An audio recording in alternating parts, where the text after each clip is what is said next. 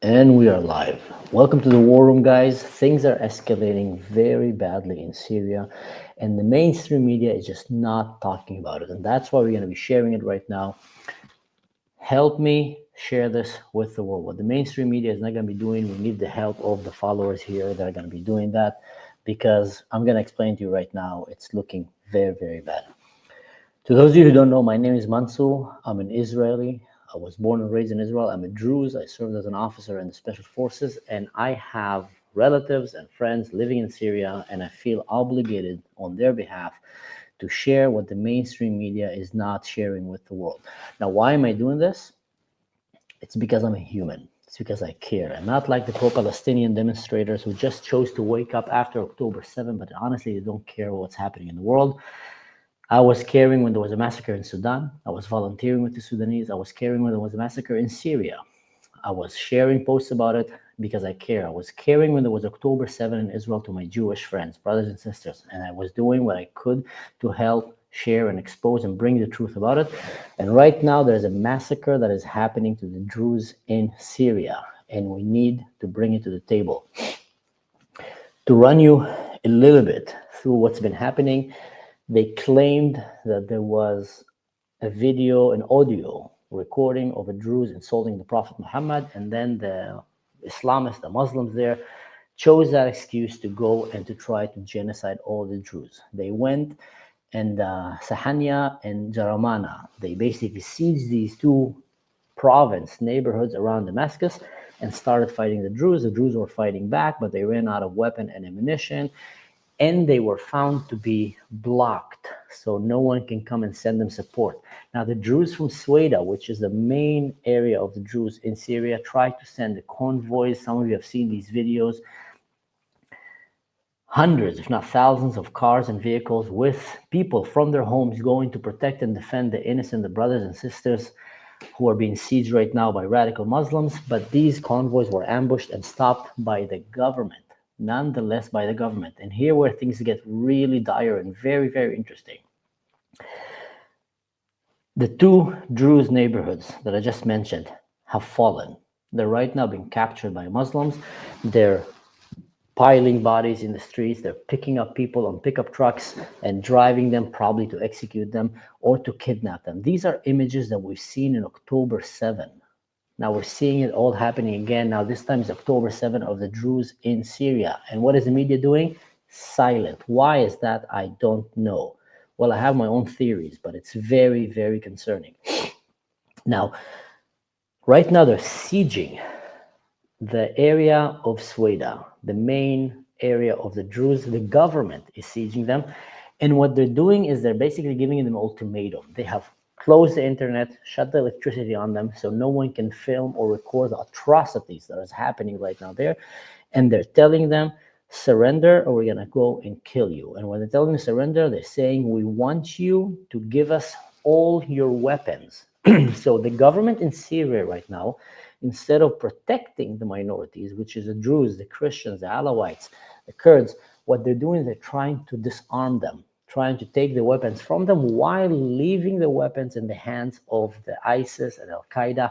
You see, on these convoys of the Syrian governments, there's just flags right, left, and center of ISIS, of Daesh, of Al-Qaeda, of all these terrorist organizations.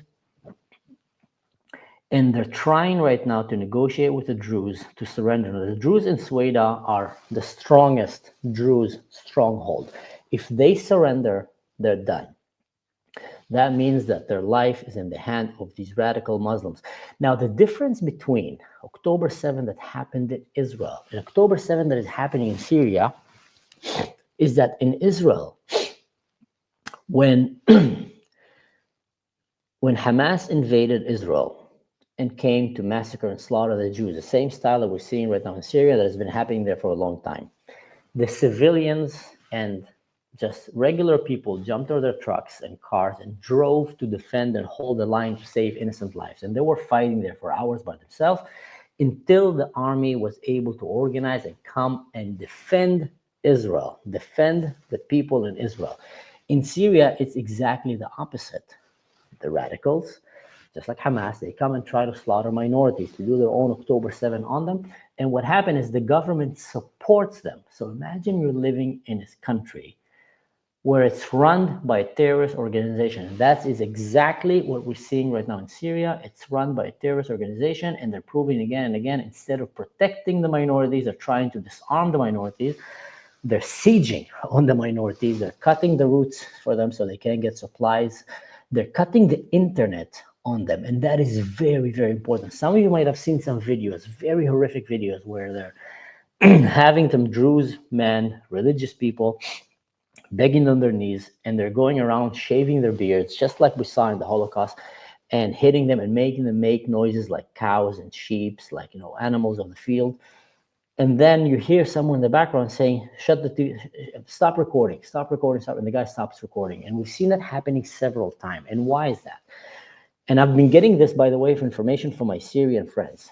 The reason they're doing that is because they saw how October 7 backfired on Hamas, how the massacre of the Christians and the Alawites backfired on the Syrian government, because they've been recording it. So what they're saying is, don't record anything. Let us do whatever crime we want to do under the sun. Just don't let the world know.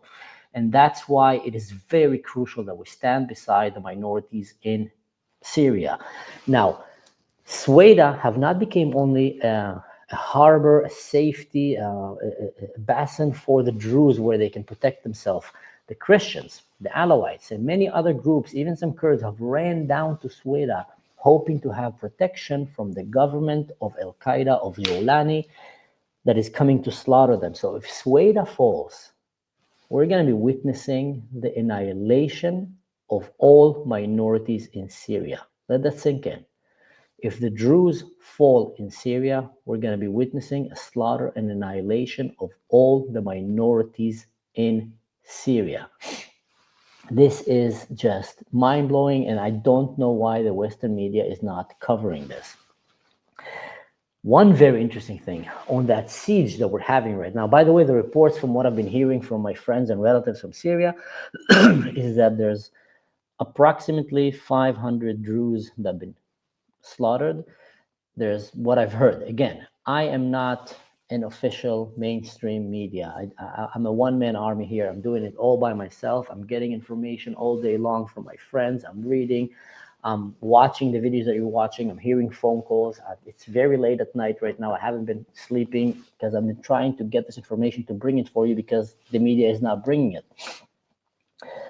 What we hear right now happening in Sueda, in Syria, is that they kidnapped also dozens of Druze religious men, sheikhs, and also they're planning on taking their women and sexually enslaving the Druze women. Now, we're going to talk about that in a second. That is very tragic. But one more thing that is very important. They're chanting in the streets, Khaybar, Khaybar, ya Yahud, Jesh Muhammad, not Sayaud, which means Khaybar, Khaybar, you Jews, the army of Muhammad will come back. No, they're saying the army of Muhammad have came back. While they're sieging Sueda. Now, why is this a very important part? Khaybar, if some of you might not know, was a Jewish city during the times of Muhammad.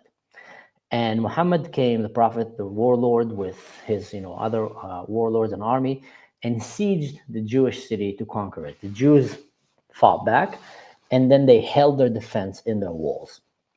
And then after some time, they came in negotiation, and the Jews came and said, we will surrender only if you'll have mercy on us, if you will not harm our women and children, and you'll not harm us. Muhammad and his guys told them, yes, of course, let's do that. And once they opened their gates, they went inside, they slaughtered the man, they enslaved the women, and they took their daughters as sex slaves. And this is exactly what the Jolani guys, they're taking textbook. Their entire warfare textbook is based on the raids of Muhammad and the Arabs during the Quran time. It's insane, it's barbaric, it's very primitive, but it's also very, very efficient in that war, in that region of the world. And right now they're calling the Druze to surrender. And the Druze there are on their own. They're on their own. And the only one that can save them is Israel. They're counting on Israel. They're praying for Israel, for God to make Israel wake up. Israel, to remind you, Bibi Netanyahu came and said that Israel will back the Druze in Syria. However, what happened right now, yes, there were a few fighter jets that flew in the air. They said that they might have shot, a warehouse, but they didn't shoot the radicals that were going and sieging and trying to murder these people. I don't know what's happening behind closed doors with the IDF and the government. It's one of these things that you will not know until it happens. So if they are sitting right now and talking about a possible attack on the Jolani forces and on these radical jihadists and ISIS and Al-Qaeda to help save the Druze, we will not know until it happened. But if it's not happening behind closed doors, we will not know again until it's too late.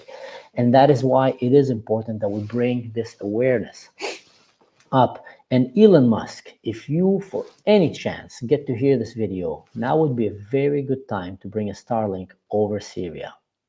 They are literally cutting the internet, cutting the water supplies, cutting the food, cutting the electricity over entire cities and populations so they can go and massacre them. That is, ladies and gentlemen, what happened when a country falls down into the hands of radical Islam. That is what's happening in so many countries around the world that are under radical Islam, under Sharia law, under Intifada revolution law, and it's terrible. Now, I spoke with two Druze people, well, more than two, but I spoke now with two Druze people from Syria. And I asked them, can you please summarize for me what's happening so I can read it to my viewers? So I'm going to read you right now.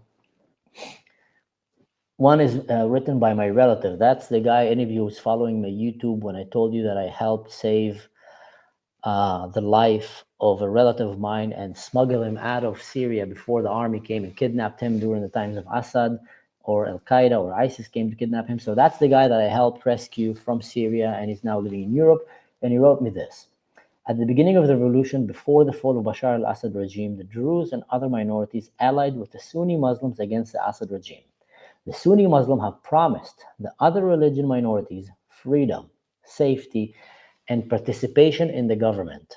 They lied to them. However, what happened after the fall of Assad regime was disappointing. Power was seized by extremist Sunni Takfiri groups affiliated with terrorist organizations like ISIS and Al-Qaeda. They took control without democratic elections and brought with them radical foreign fighters, ruling the country with an iron fist. We're going to continue. Radical foreign fighters. To those of you who don't understand, Syria is basically the modern day Mad Max of the Arab world. It's a piece of land that is torn by war, and it's run by warlords and factions of barbarian savages who just driving with the Toyotas, Corollas, and pickup trucks and just machine guns on them and trying to kill anything in their way. They're killing each other, by the way, but they're also, first of all, trying to kill all the minorities and anyone that they can think that might be affiliated with the Jews, with Israel. And that is one of the reasons that they're actually attacking the Druze. And we're going to talk about that once I finish reading, so stay tuned because this is a very important part to understand. It begins with the bloody events against the Alawites on the Syrian coast, where civilians were brutally killed, women were raped, and children were murdered. Later, the Druze sect was accused of insulting the Prophet Muhammad based on an anonymous audio recording. A radical group killed Druze students at the University of Homs, and there were growing calls to kill all Druze. Extremist groups were mobilized and entered towns of Jarmana, Sahnaya, and the city of Sueda, where they killed innocent civilians under accusation of apostasy and carried out field executions by gunfire. Kind of reminds what was done by Nazi Germany and what was done in October 7. Yesterday, these terrorist groups affiliated with the faction of Jolani and led by Ahmed al-Shara committed a massacre on the coast. Today, the massacres have reached the Druze, and tomorrow, who knows, perhaps it will be turned of the Christian sect or come immediately to the border with Israel. Now, that is something very, very interesting that people don't understand, and it's a story of betrayal and it's a story of resilience. And this is what was shared to me by another Druze that fled Syria, but his family is still, there, and he is very, very involved in what's happening and trying to find ways with me and others. How can we help the Druze in Syria? So the story of the Druze of Sahnaya. Jumblat also played a role in the surrender. He sent a delegation and requested negotiation, which ended in the surrender. Let me tell you, yesterday during the battle, we managed to get youth, weapons, and ammo into the Asharifa area, and they were able to hold it. From the side of Sahnaya, there was a major breach due to traitors from within the town, about 40% of the residents. They helped the militants enter the main mosque. Then armored vehicles and tanks followed. You can see them in the picture. I will show you the picture soon. And Sahnaya fell militarily. The youth retreated to the Sahnaya Sharifa Daria intersection and sent the woman to the Sharifa Waqf Council. 2 hours later, I was on the phone with the underground fighters. We opened a breach and got 25 fighters in with light and medium arms. The decision was clear, no surrender. 30 minutes later, UN vehicles arrived, but those were stolen UN cars. Inside were Sheikh, Jarbu, and Hanawi. They claimed that they were negotiating a ceasefire. The general security came in with them, arrested the town's sheikhs under the pretense that they represented the insurgents, and arranged negotiation led by Jumblat with Sheikh Hanawi and Jarbu. So the government is coming, disguised as the UN. It's a bunch of terrorists, just regular terrorists coming, and they come and they kidnap the Druze, they smuggle jihadists, ISIS fighters, Chechen fighters, whatever, they smuggle them inside so they can go and massacre the Druze.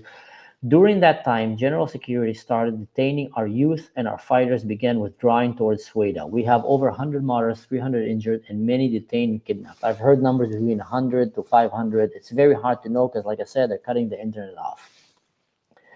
Rebecca Barsef is here. Welcome, Rebecca. It's good to see you. I will open soon. If anyone want to jump on the call with me and share something, you're more than welcome. But let's continue. Negotiation took place at the military security headquarters in Daria, and the spiritual leaders from Al-Sharif refused to surrender their weapons, but the pressure on them was massive. In the end, the negotiation failed. The elders of Al-Sharif withdrew. In reality, there is no agreement neither between us nor with them. What happened was a setup for the widespread explosion in both Sahnaya and Al-Sharifa, and the same scenario is now being prepared in Jarmana. The killing is still ongoing in the areas that I spoke about, and the numbers have approaching 300 additional dead. Empty houses are being seized by jihadists, and the spoils office taking them. All males between the age of 16 to 70 were taken for military investigations. And this is the hard part, guys. So you see these images? That's the pictures of how they're picking up the Druze young men and elderly men in pickup trucks. Here's a very hard video to watch.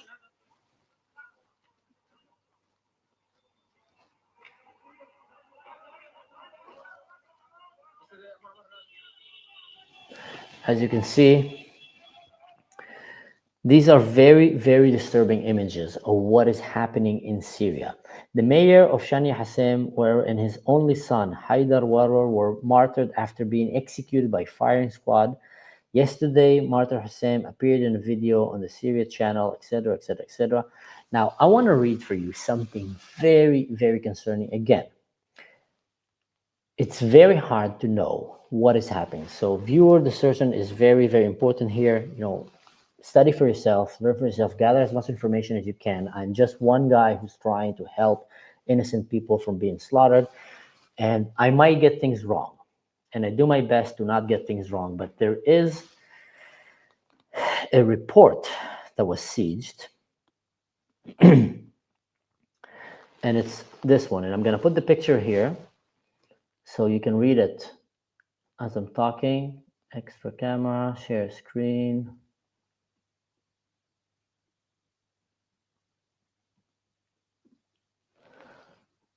Give me 1 second. How do I do this?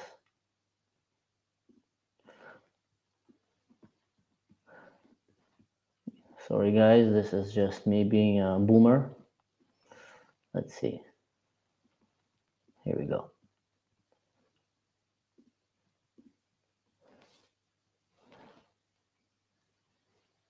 Image file.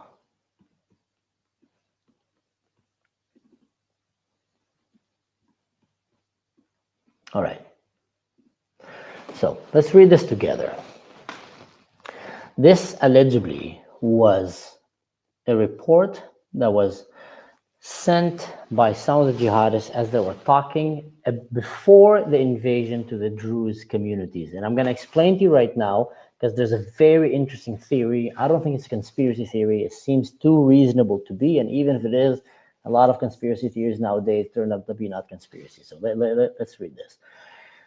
Assalamu alaikum, my brothers in God.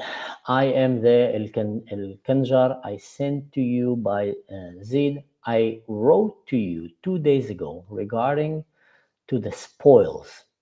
God testifies that I was one of the first people to book one girl. They're talking about the Druze people, the spoil from the Druze people and their girls and their little daughters.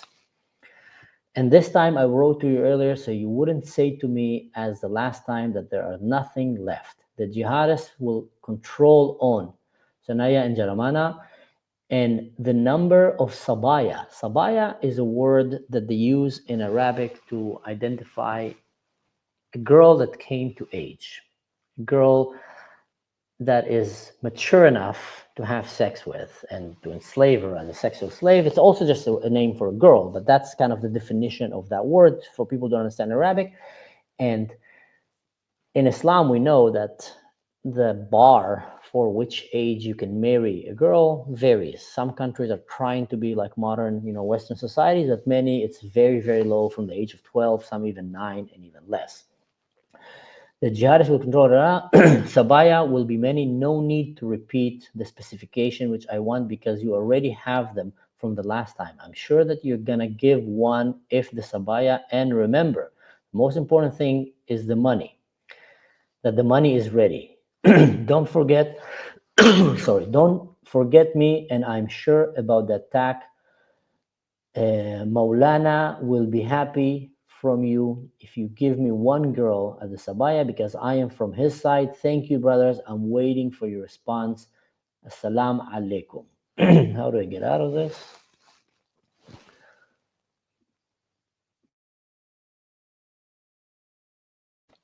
So we're seeing here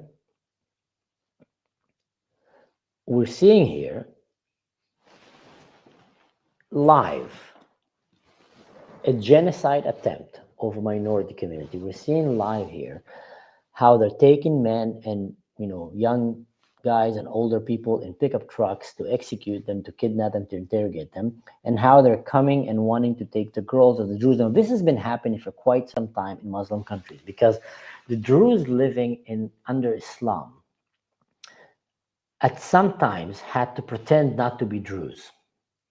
Not to be Druze, to be Muslims so they don't massacre and slaughter them. And then what the Muslims will come and say, yeah, you know what, if you're one of us, then give me your girl. And for the Druze, that's, it's a big no-no. So they were always kind of pushed to be able to defend themselves and to see how can we diplomatically navigate this jungle full of savages without having them taking our daughters as sex slaves and murdering our men, and etc. and etc. And now, if Jolani and his guys manage to pressure the Druze to agree to surrender their weapon, if you're an American and watching here, that's a very good reminder why it's very important to maintain the Second Amendment, why people should be able to defend themselves, because here you go. If they will give away their weapons, I am telling you again, all the minorities in Syria will cease to exist. There will be no one to defend them. And that's why I'm really hoping that Israel will come and step in and try to defend them. There's a lot of things that I can't share. There's a lot of things that I'm hearing from the Israeli side, from my friends in Israel, from the army, from the humanitarian aid, and etc. So there is things that are being done. But one thing I want to warn everyone here, and that is a very, very important one, and I'm going to share with you another pictures of it. Actually, it's going to be here. Let me share it like this. It's going to be easier. This is a warning to everyone here, and I took it basically from the Arabic warning that has been sent, and here it is. All right, so I'm going to read it for you.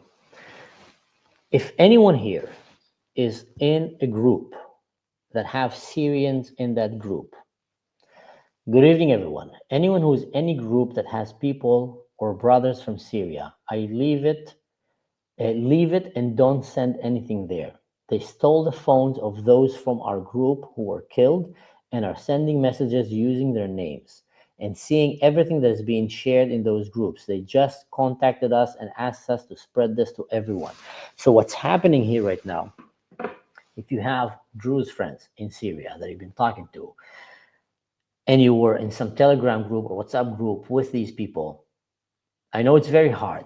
I'm not saying leave the group necessarily, but be very careful what you send. If you're saying locations, if you're sending information, it might be very easily right now read by the bad guys. They've killed many of the Druze men and they took their phones and they scanned their face and now they have it. So now they're going to be reading. So it's very, very important. Do not share sensitive information of what's happening there. It's very hard to know what's going to be happening there. Like I said, they shut down the electricity and things are just starting to look very bad. I'll be doing this live videos once a day. I'm going to call them the Ashkar War Room, where I'm going to try to give you the update of what's happening in Syria, what's happening with Israel, with the Druze. Your prayers are important now more than ever. If anyone here is a believer, that's a good time to start praying. And if people want to come in, I'm going to leave the link here and we're going to leave some time for questions and answers. And you can join the call. Anyone who's going to talk nonsense, I'm going to kick him out. So no cow poop, okay? Let's try to answer some questions now.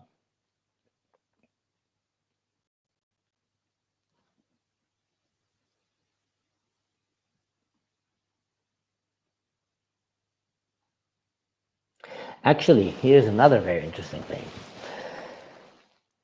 The Druze, the Israelis in coping, we'll add you in a second. You know what? We can add you now and you can just listen while I share this. Hello, coping. Good to have you here. So, the Druze in Syria were betrayed by some of their Muslim neighbors, mainly by a Bedouin tribe that is living there. And that's the exact Bedouin tribe that Israel was hoping that maybe they can have ties with, because Israel was helping them with hospitals. While the Assad regime was killing the Syrians and slaughtering them, Israel helped build a hospital in Syria and was bringing a lot of Syrians into Israel to treat them. So these tribe that was mainly held by Israel was one of the main ones to go and betray the Druze, because the Druze were, actually thinking that they're with them. So the time came and they basically came and betrayed them and started this whole slaughter. Now, another very interesting thing, and that is something I think that people might need to start thinking. I talked about conspiracy theories. It's not a conspiracy theory, but it is a very interesting theory. People are thinking that this attack over the Druze came, they were waiting for the excuse, or maybe even made up the excuse, because the sheikhs from Syria came and reunited with the sheikhs from Israel and were allowed to go in Israel and walk safely and freely in Israel, because Israel is a democracy that cherished life, and went to the holy place of the Druze and were able to pray, for the prophet Jethro, which is the main prophet of the Druze people. And there was a lot of videos showing that unity that is coming about, the reuniting of families that were, disconnected for many, many years. Actually, someone told me that there were people in that day that were using the megaphone and calling to see if there's anyone from the Ashkar family, which is my family. I wish I was there. I wasn't there. I'm here in Germany, but apparently some people were actually looking to talk to people from our family. So families started to get reunited. And that made a lot of echo in the world and showed the beauty of Israel, of the Druze, of how you can live together. But that upset a lot of jihadists in Syria. Now, there's a Druze, until today, they use this name as a bad name. That's like the Bruce family from Braveheart, when you think about it. They betrayed, the Scottish people, and then they've been, till today, kind of have like a stain on their family. So Robert the Bruce, if you watch Braveheart. So there is a family called Balous. And Balous is known to be a Druze that is considered to be a traitor. and that is like the Judenrat kind of the Muslims. And they say that some of the betrayal here came also from his side. So there is some kind of a Arabic Game of Thrones games that are happening there with betrayal, with bloodshed, with power games. And what they're saying is that that really angered them, that the Druze came into Israel. And now what they're doing is they're trying to bring all the frustration on the Druze and to push the Druze down, and also to cut the ties of the Druze from Israel. And that is why someone here is asking, where is Israel? Thank you so much, APAC, by the way, for this beautiful super chat. Where is the IDF? That's a very good question. Israel should wake up and help their allies in Syria before we lose them. And if we lose these allies in Syria, like I said, they're going to go and they're going to genocide the Druze and anyone that is on their way. And we're going to end up waking up in Israel with another Hezbollah, ISIS-like organization on our doorstep, on the borders. Right now, we have the Druze there on the border mostly. So that is very, very concerning. Now, without further ado, I'm going to bring here Coping. Yes, how do you do, big brother? It's nice to see you, despite the dreary news you got to spread here on.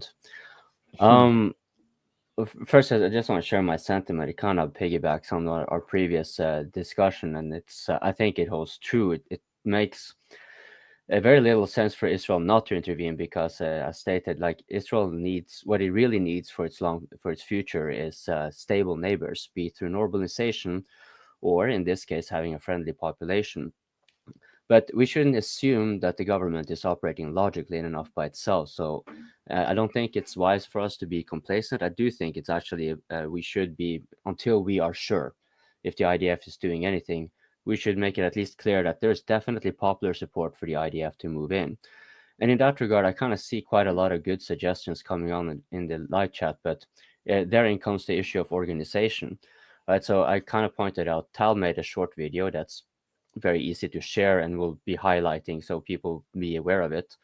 There is, for example, Tusi TV. He's Iranian born but UK based news opinionator, however you want to put it. He has a fairly good reach, and he happens to be in Israel right now. So that would be reaching out to him would be a good idea. I can write it down in the private chat, or the others. I'm sure there are others in the live chat that know about him. Another one that would be even greater would be Apostate Prophet and David Wood, if you're familiar with them. They are, they're pretty big. I think they have well over 500,000 subscribers, and they also have a fairly sympathetic audience. So, and well spoken. So that would definitely bring attention to a lot more people. But however, all that being said, and there are more, like there are people asking, for example, how can financial assistance be given and so forth. I think, all of these things, we were not going to be getting a lot of places unless we actually have a place to muster this. Like this needs to be organized in a way. And it doesn't mean actually, sorry for stepping in, but that's a very good one. And that goes to the question of Funky Tortoise. There is a village of Majd al-Shams, and there's a lot of aid that is being gathered there, a lot of aid. And what they're planning on doing is they're planning on sending it to some of the Druze villages that are close to the border with Israel. Because right now, the safe places in Syria are the Druze villages close to the border of Israel and Sueda. And that's why many Christians and Alawites fled to these areas as well. And now there's a lot of Druze that are fleeing from the area of Damascus and other small Druze communities because they're not safe and they're coming there. So what they're doing is anyone in Israel that wants to help, that's a very good call for action.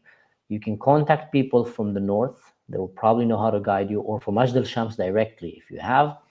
And you can directly help by either bringing supplies there with your own car, or by going and buying supplies there so they can send them. The people in Syria are starving. They have no medicine. They have no, medical aid. And they need any possible support, from food all the way to children stuff. I'm guessing diapers, all the basic things, from towels, wet towels, clothing, shoes. Imagine how it was. My sister is a social worker in my town, and she was one of the first ones to receive the refugees the displaced, they're not refugees, the displaced families from October 7 from the Gaza Otif. She told me that she saw children coming without their parents with burned clothes. She saw a husband without their wives. She saw very confused people in their pajamas. So you can assume that a lot of the people that fled the massacre that is happening right now in Syria, the October 7, are going to be in the same conditions. So think that way. Like, what kind of things can we send them to help? And I do believe my friends in Majd al-Shams are telling me that it's just crazy how much support there is coming that place right now. So if anyone wants to help, that is, at least to my knowledge, one very good option. Sorry, I will let you keep going, Kobe. Oh yeah, no problem at all. Actually, that's pretty much what Tal was opening with. He opened up with October 7 as an example. Now imagine this happening again. Now he's better at explaining it than I am, but that's basically how he opened it, because the severity is this is the kind of attack that the Druze communities there are going to be likely facing if nothing is done. So it's not unreasonable. It's not hyperbole. Let's put it like that. But I still think that because the organizational, like there are people asking, for example, Ruthie K, was it actually the one you're highlighting? I think it was she who asked if there was anyone who could edit, for example, a few clips from a few sources, which would be useful. Now I can look into that as well, but again, this kind of like all this is very difficult to do right now. We can converse right now, and then the stream is over, and then what do? We communicate in the comment section. That's of course also going to be less than ideal. So what I mean about organizing is because it all starts with a little thing. So here we have a fair amount of like-minded people with a plethora of ideas and suggestions what we can do right now, and then what would be even successive steps. It means everything from reaching out to making clips available for you and other content creators to upload, and all these things. Like I said, we're not building a global movement or anything like that. We're just trying to make something happen immediately. So expediency is really the key, and this is an easy way because well, first of all, any content creator can set up something if they haven't already. Most other content creators who are going to be spreading around, they already have social media groups as well, which can focus on. I mean, you guys can, like you and Tal, for example, and for that matter, Rebecca, I saw her in the live chat, and 2CTV, right? The more you get into it, you can have them okay, let's have a task force Druze or Syrian Druze, right? And then basically the YouTubers can corral the audience who are engaged, they are interested, and they have things on their mind that would be good suggestions. They can come together, and with the common purpose, you have action in that sense. So that's kind of how I see it. Like it's because there's, like, I've seen this before, a ton of good suggestions, but it's also like so easy for it to just stumble because it doesn't find out. Let's nail it here. Sorry for stopping in, guys. That's a call for action, guys. That's a very practical call for action. Help share content that expose what's happening in Syria. I just came from an interview on CBN. I was just invited today with an interview with another South African Jewish radio station, supposed to be the biggest one outside of Israel. And I'm doing my best to come and push that voice as much as possible. If you are sitting home thinking, how can I help? One practical way is, like we said, go find videos, edit them, and put them out there. Put them out there so the algorithm will start seeing something is happening. Another way is go find content creators that are speaking about this and support their work. Push their videos. If it's YouTube, like, comment, subscribe, do all these things to push that creator so his voice can be amplified. Because what's happening right now is we are trying to push something that the mainstream media is trying to kind of push down. Trying to push it down. They don't want it to be out there because many of them are supporting the jihadists, and that's not making the jihadists look good. And whenever it's no Jews, no news, it's actually making Israel look good because Israel is welcoming the Druze from Syria, et cetera, et cetera. So they're trying to push that down, and that is a very sinister plot that is happening. I 100% agree. I think there's a lot of Christians in the US that care about what's happening in the world with minorities, not only with Christians, but also with the Druze and the Jews and others. And just help reach them. Help reach these people that you think, if you're living in your own ecosystem, help, because it's kind of mind-blowing that there's literally an October 7 happening right now to the Druze. They're piling up on trucks. They're spitting on their bodies. They're humiliating them before they're killing them. They're kidnapping their children, and they're videotaping it. And it's just not out there. It's literally not out there. I feel like there's myself, Khalifa, Tal, Rebecca, others, YouTubers from Israel that are trying to help. And again, we're Israelis. We're trying to help our brothers and sisters in Syria. But the world is not listening, or the people are not. So help us push that out. That's a very good call for action. I would just like to point out the thing, whether it is a good idea or not is for you to decide. But it's a kind of a common left-wing tactic which has its efficacy, especially when it comes to social media. So we kind of don't approve of the things they tend to be propagating, but that doesn't mean that their techniques and methodology should be ignored altogether. And so one thing is the mirroring effect. So because like you mentioned here, like all other creators should, and also aiding other creators, what you should aim for here now then is to find a way to make it self-reinforcing. And the mirroring effect is very good for that, because what you basically have done, what you're aiming for is having much of the similar content be repeated across everywhere. So it pierces through, so it's like even the person who doesn't try to pay attention, he will pick up a little bit about it, right?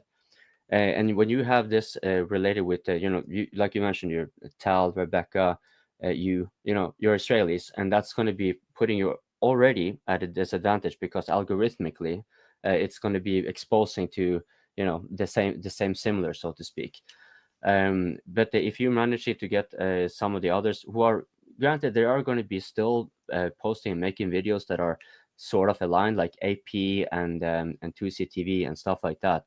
The point is that the reach becomes so big that you'll end up piercing through like the propaganda, the sea of distractions that otherwise prevent this from being noticed. And one of the ways you want to do it is not necessarily, or at least not only, appeal to emotions. That's kind of a subsumed part of the strategy. What you want to do is to find like a mutual incentive for everyone to go by it. So ideally, you even get those who wouldn't give a shit. Because what is it to you? Why do you care? You only want to have those in their audience who are interested in this, and if they are just willing to take the time to expose it, right? So if you so like, put differently, this is hypothetical scenario. You set up the audience and the YouTubers in question. You try to pull up that size into videos that go through, and that they become viral, right? And you then try to get, because what you'll do then is that you hopefully get others who will be willful propagandists, if you like, even though their intentions are entirely self-centered on, clicks and what have you. So what? Doesn't matter, because the point here is to get attention to, and then you will have those who are a little bit more engaged. They will then come to you. So the issue here is that you need to make this happen in rapid succession, right? Because the more time that's spent, the more misery that occurs. And so we do not have, for example, the same advantage as the pro-Pali group, but there are several of their methodologies that are that can be immediately implemented, or relatively quickly at least. Maybe to help also maybe summarize and understand it for the people is, for every one of us here in this room that supports life, that supports minorities, that supports peace, that supports Israel, the Jews, and Western civilization, there's maybe 1,000 to 10,000 radical jihadists around the world that hate that. And Meta, with all due respect, Instagram and all these platforms have created a very useful ways for the bully majorities to bully the innocent minorities. And what they're doing is they're pushing our algorithm down, and they're pushing our voices down, and it's not reaching out. I'm putting myself out there. If anyone knows any media company, any interview, any radio station that would like to hear about what's happening to the Druze in Syria and what's happening in the Middle East, I'll be there. Contact me, let me know, do the connections. It is so important right now. I'm being very serious. I never wanted to be doing this. I actually wanted to either travel the world or open a YouTube channel about chasing dolphins and looking for sunken ships in the Caribbean. That's what I was doing with myself. I was just an explorer, an adventurer, going around the world traveling, wanted to make videos about that, not to make videos about war zones. But sometimes there's things that are just more important than how we just feel and the things that we like to do. and that is to stand for what is right. And right now, there's a massacre that is happening, not only to the Druze, to any minorities in Syria, and all these pro-Palestinian fake demonstrators that won't care about that. Western media won't care about that. You won't hear Joe Rogan talking about it most likely, and you're not going to hear this, in the news, because these are the minorities that no one care, but they're humans just like me and you, who are under very, very dire situation, and they need our help. So if anyone knows a way that we can help amplify this voice, let me know. We're coming close to the end, guys. Coping, do you have anything else you want to say? Yes, this really quick. This is, in my opinion, it's going to be more important what internal pressures come from Israel rather than from the outside, because, like you mentioned, they're not going to care anyways. And if you're going to be breaching through all that gap, I think that's something one should have started earlier. Let's put it like that, because this is nothing that we couldn't really expect to be happening. We already knew about the enmity they had towards the Druze population. So, focusing then on Israel, I would say there are two ways. Of course, you can talk to your local politicians if you're an Israeli, pertaining back to the earlier one. But I would also say, like, if you want to reach like a sort of government-related media, I get the impression that JNS, I think it stands for Jewish Nets. JNS, it's Caroline Glick is often featured there. These are people who have name dropped several others related to the deep state and stuff like that. Basically, they are generally, whether you agree with them or not, they tend to have a very a national security minded, and they tend to be fairly logical in that sense. And this, of course, like we have already discussed earlier, it makes perfect strategic sense to have the Jews safeguarded. So considering Caroline Glick being former, I forgot what kind of officer rank, but you're plenty of military personnel there as well. They have Caroline Glick has her son there already serving in the army, like in active duty. She was in Gaza, I think it was. So I'm pretty sure, even though that channel may not be as big as the others, its location and its focus would probably be quite impactful. Like, I think it's very close by for you, so I think it's worthwhile a shot to reach out to them. Do you want me to, by the way, write down whatever suggestions I have lined up so far? Write it Because down I've been in picking other up posts. Yes. Yeah, definitely write it down for me. I would appreciate that.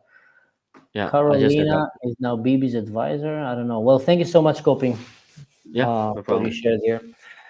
I want to answer a few questions here. People were asking, what is what is Turkey's role here behind it? But Turkey is, first of all, running Syria right now.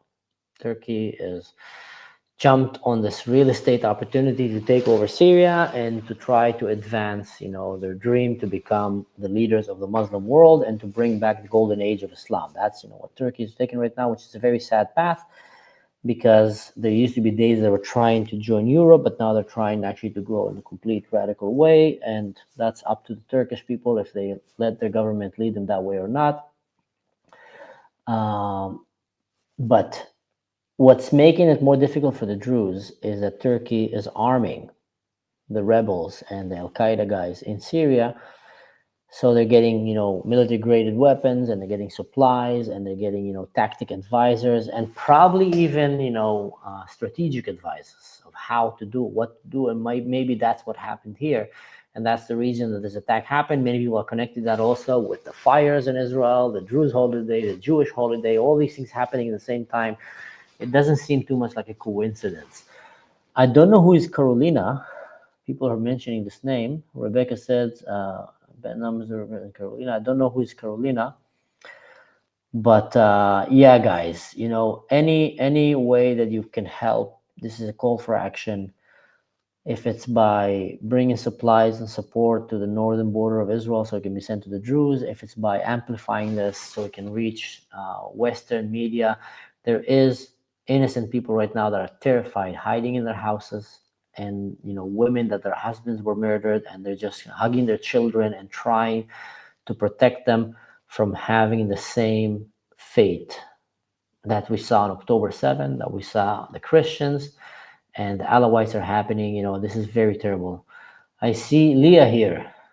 Leah, great to see you as always. All right, Carolina have some pretty badass moments on YouTube. Carolina. I'm just terrible with names. Honestly, I didn't grow up on YouTube also, so I don't know anything about names and I don't know what. I was busy getting lost in the jungle and being kidnapped in Jordan. All right, guys, it's getting late here. That was 50 minutes. I'm going to be doing this live update about what's happening in Syria. I'm going to try to do it every night to bring you the best news and also to help start this viral movement here that might amplify this voice. Once this war is over, or once the Druze situation is going to calm down, I'm going to go back to do what I do.